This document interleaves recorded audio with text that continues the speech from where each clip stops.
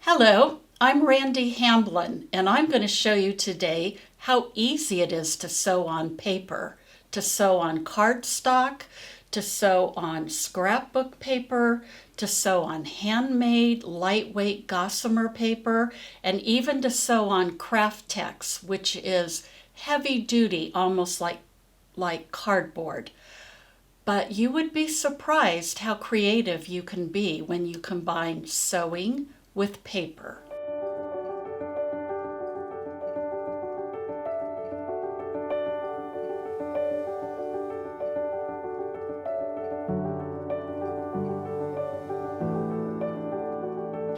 I have been sewing forever, it seems like. I was of the age where if you didn't sew your own clothes in high school, you probably didn't have much of a wardrobe. So I learned clothing techniques, but I wanted to broaden my sewing and playful creative ability, so I expanded into some kinds of quilting and then beading and then everything related to fibers. And then I found sewing with fabrics and embellishment and making clever, interesting small projects was a lot more fun than trying to sew a dress. So I've been playing with mixed media ever since. And I found you can get away with a lot if you know how to break all the rules. So I'm going to show you sewing with paper, which is very easy to break these rules. Some years ago, I was very intrigued by handmade paper, where you take all this messy pulp and you turn it into a beautiful textured, colored piece of paper with little bits of flowers and leaves in it. So I went to a local art studio in the town where I was living and watched the women in the class make handmade paper. And then one of them mentioned, "Oh, this is a good weight for sewing." I did not know what she meant, so of course I asked her, "What do you mean, sewing on paper?" And she showed me some very simple designs that she had made similar to quilt blocks, like schoolhouse block, where you have 3 or 4 different colors of paper into the shape of a house, of a schoolhouse with a little chimney sewn onto a background. Well, rather than put this into a quilt, this becomes a wall hanging. Well, I figured that was the coolest thing I'd ever seen, so I wanted to play with that idea. And off and on I would, and found new materials and new ways to incorporate paper, different weights, different colors, and ways to use them. Now there are patterns out there for making wallets and tote bags out of heavy duty, what they call craft text paper. But I still like to fiddle, so I still like to make the smaller, unique items such as bookmarks, cards, little wall hangings, and little zipper bags that can be used for makeup, pencils, etc. But also just playing with a variety of designs, whether it's abstract or representational. It's really interesting to see what comes out when you start sewing. So some helpful hints and tips you might want to be aware of. Because paper dulls scissors and your sewing machine needle, you'll want to use your paper scissors, not your fabric scissors. And you want to use a very small needle in your sewing machine, not an 80, 90, or 100, but you want to use a 70. And you probably want to keep that separate for sewing on paper. The other thing is it'll be hard to use pins to hold paper in place while you stitch. So we use Scotch tape, which you can also use on fabric. If you've ever had trouble putting a zipper in and holding it in place and the pins are in your way, you can always use tape on the back side of a zipper. I want to show you a sample of just 4 rectangles that have been put together, and I will stitch on them to show you what the top stitching looks like. But all 4 of these rectangles are different sizes, even slightly different angles, and again, I think that adds to its charm. I'm going to sew 1 line of top stitching right on the edge of the top paper, the dark pink, to show you how easy it is. And all you have to do to get a straight line, or kind of a straight line, is follow your mark. In this case, I'm following my red dot here, or I could pick out my inner toe of the foot, just like I would do for fabric sewing. Now again, this is light pink thread. It'll be hard to see, but I've also done high contrast thread, and I'll show you that on another project. And again, I've lengthened the stitch to 3.0. No need to backstitch. No need for anything except just sew. Now if I do backstitch, it might be too thick and actually wear a hole in the paper. And for the most part, I don't need to. There you go.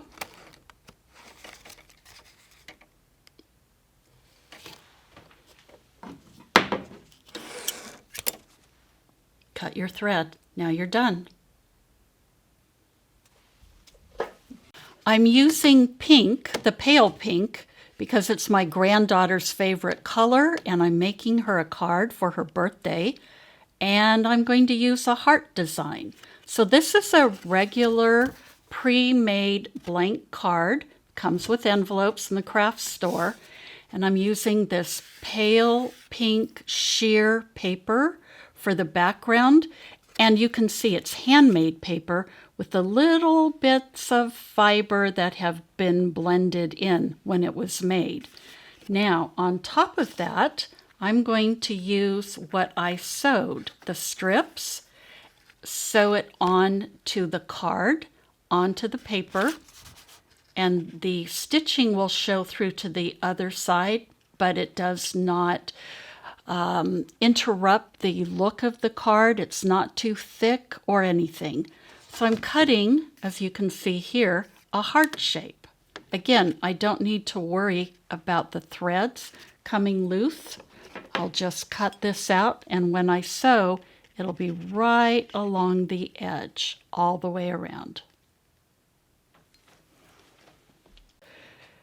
I experimented with heart shapes to try to get the exact right size that would fit.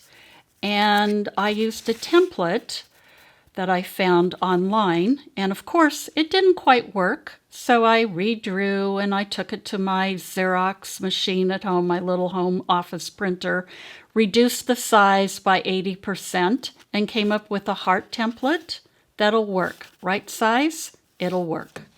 Now I'm cutting it out.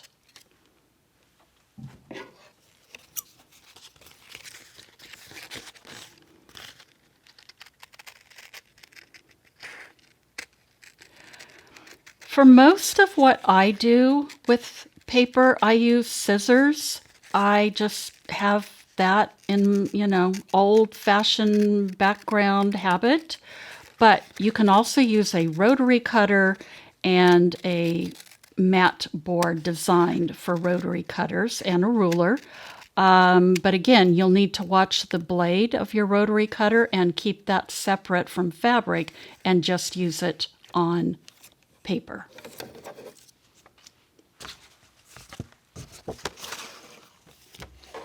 Now I'm ready to arrange my heart onto the card, and I think that's about right.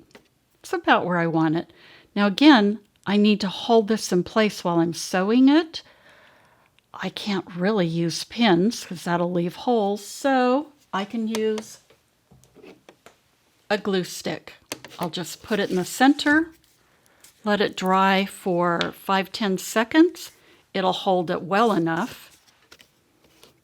Then I can sew.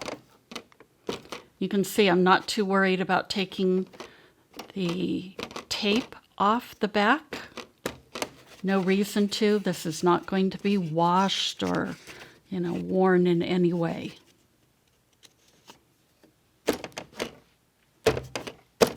good enough.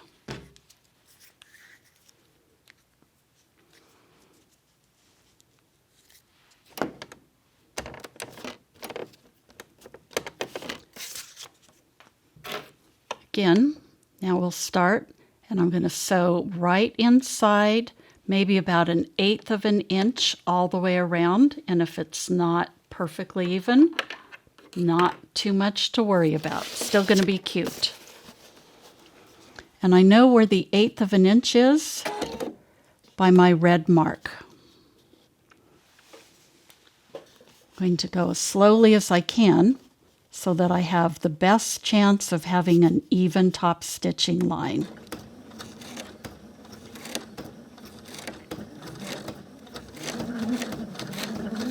As long as that red mark is lining up with the outside of the heart, I'm in pretty good shape. Naturally, the curve is a little bit of a challenge, but again, just means I go slower.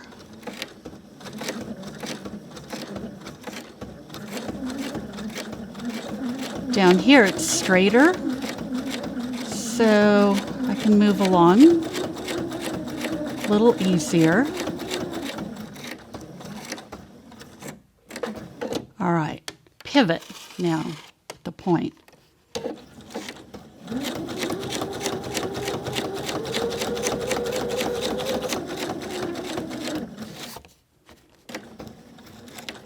At the curve, nice and slow, keeping it as even as possible.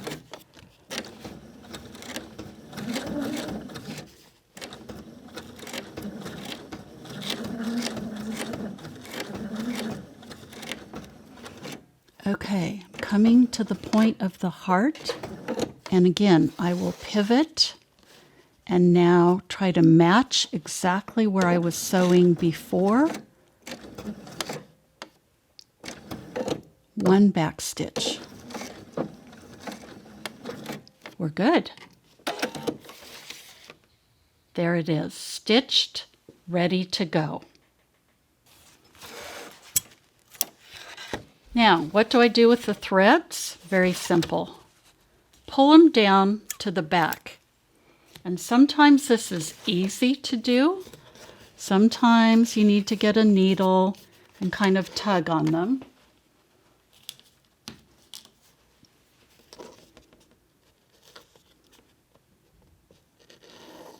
Okay, so I have 2 bobbin threads and 1 thread up top. If I can't pull it easily, I just get a needle, thread it, and stick it down to the underside. And I'll probably tie a knot. And again, it does not leave a bump or a bulk, so it's just fine. That one did not come through to the back very easily, so I just thread the needle, put it through an existing hole, bring it to the back. Now all 4 threads are on the back, and I will just tie 2 very simple granny knots.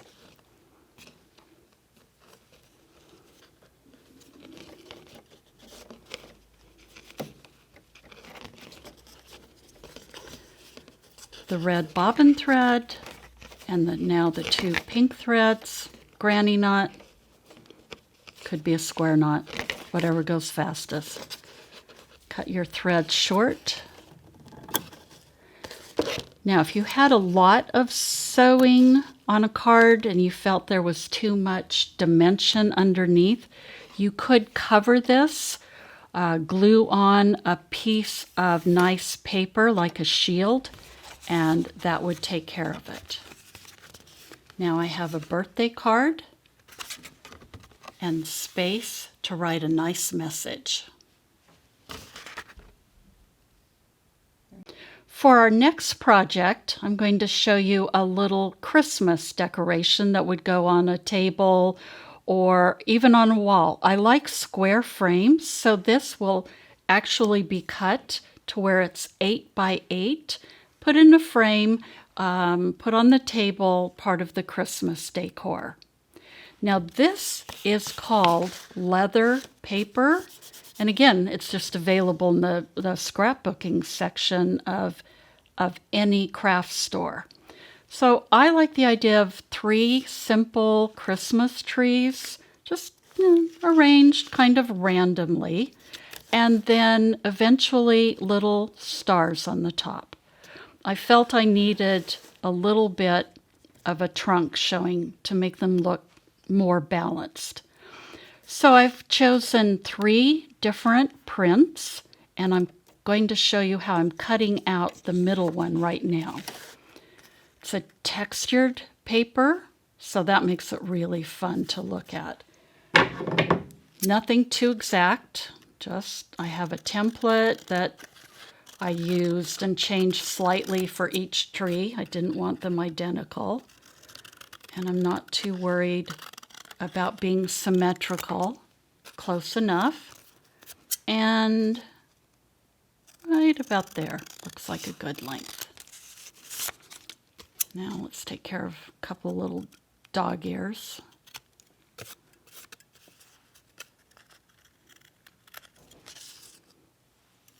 For this, I could sew around the edge like I did the heart, but this will be more interesting if I just sew one line down the middle and have it look a little dimensional by folding it forward. I also like the idea of a little shiny shadow behind, and this is a non-woven spun fiber that has a little bit of silver glitter. Now I've held this in place by tape, which I'm going to take out, and I use tape down here to try to show my mark so I would know about where to line it up.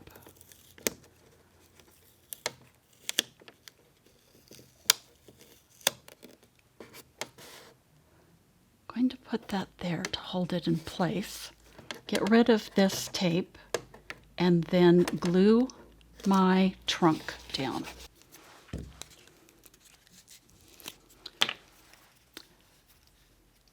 This is a really good quality glue stick, and I've also used it to glue fabric down and then sew around it, fabric on fabric, or to put along the seams, the inside seams, to glue them open. So that works well for fabric and for paper.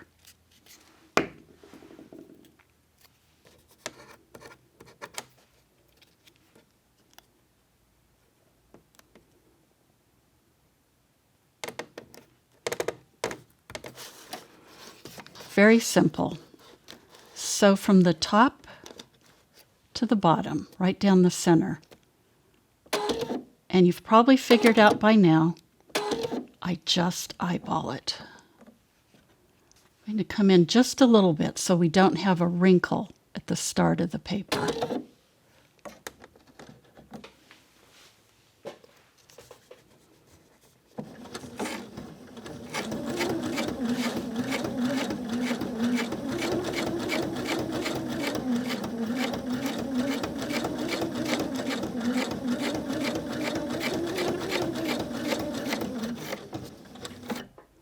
Forward, back, down.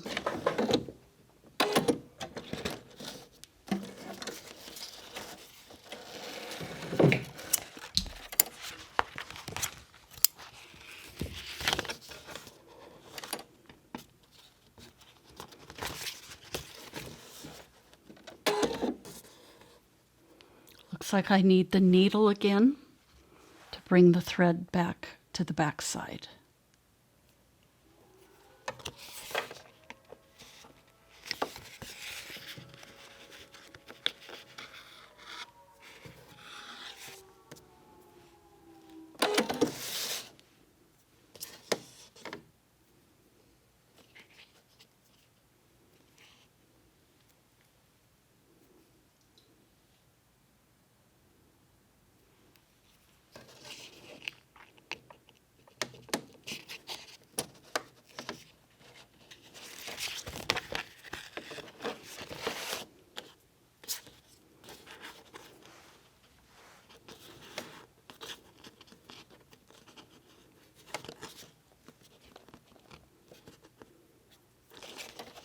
granny knots,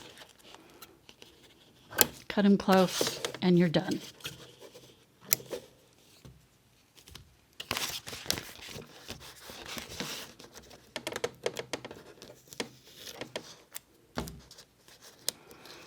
Fold this up just to give it a little dimension, a little interest.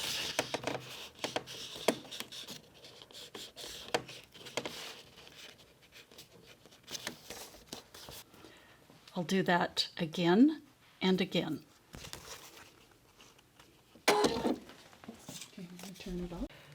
This shadow doesn't really stick to the tree as it comes up, so I'm thinking a little bit of glue would help hold it in place. Now this is after the fact.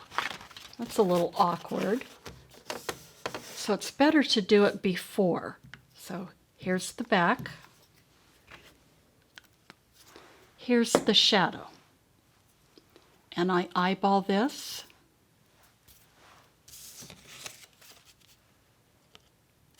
Line up the peak.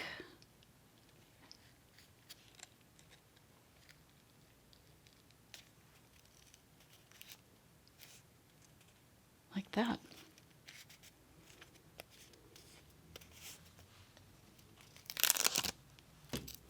This is sticking out a little too far. No problem. Trim it off.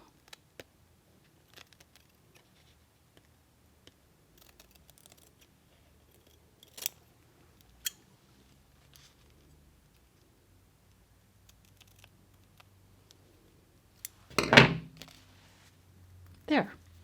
I put tape here as my mark, again, just like I did for this. I don't want to use a marker pencil. That would leave a permanent coloration, and that would be distracting. So the tape works, just takes a minute to get it off. And I'm going to actually reuse it right there to hold this in place while I glue the trunk.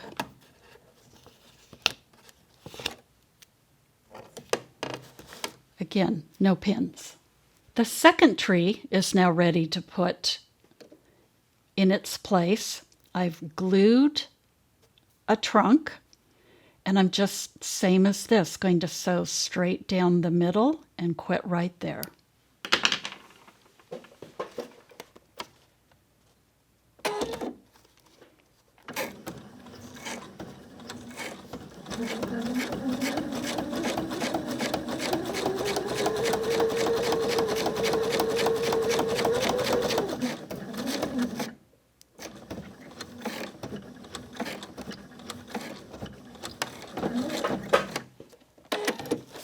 One back stitch that didn't perforate too much. That's always my worry about a back stitch, that it might perforate and tear the paper.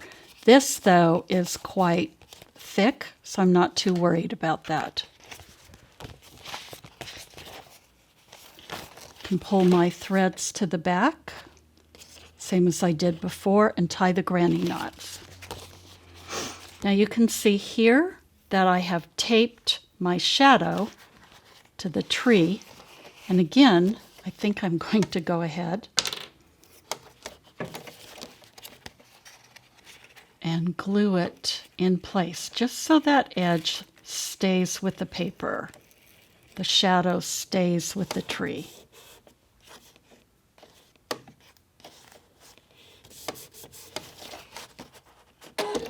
And now we need a trunk. I have thick craft text paper that I'm going to use.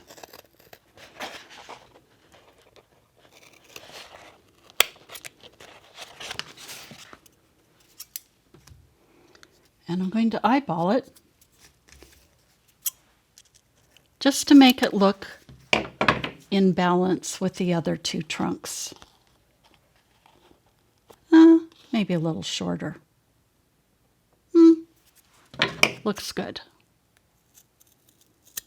All right, let's take our tape out of the way.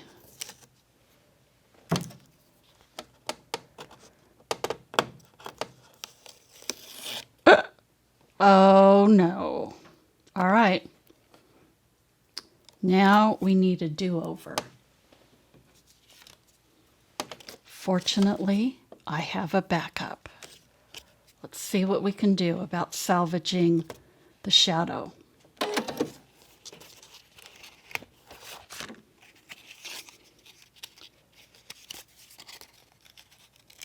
As you can see, I was very worried about the sewing and the thread ripping the paper, and it turned out to be the tape.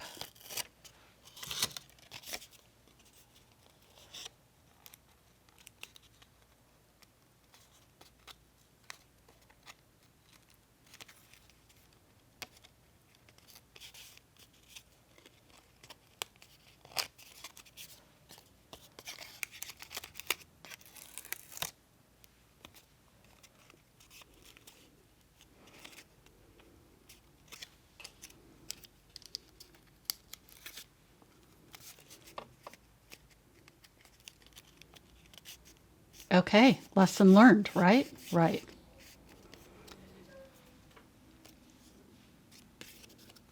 There's still a little bit of adhesive here, but I'll put a little more on the edges.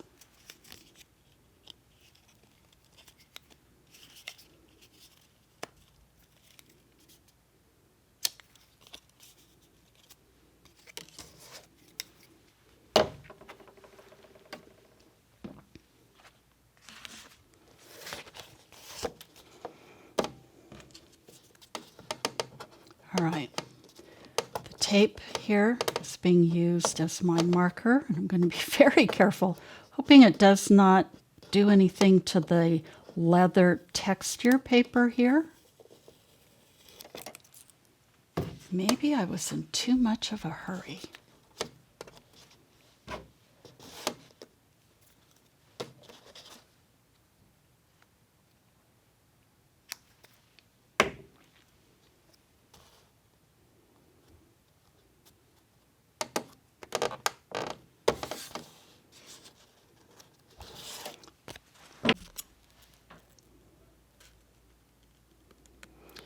I'm going to trim just a little bit of the excess. Line it up. Use my fingers to hold it in place. Find right where I want the needle to come down.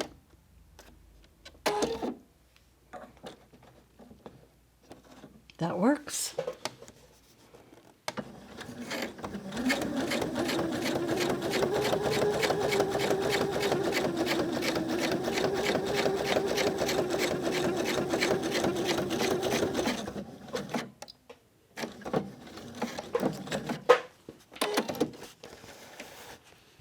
There we go.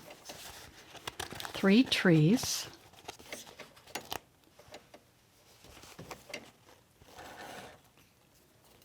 For a Christmas theme.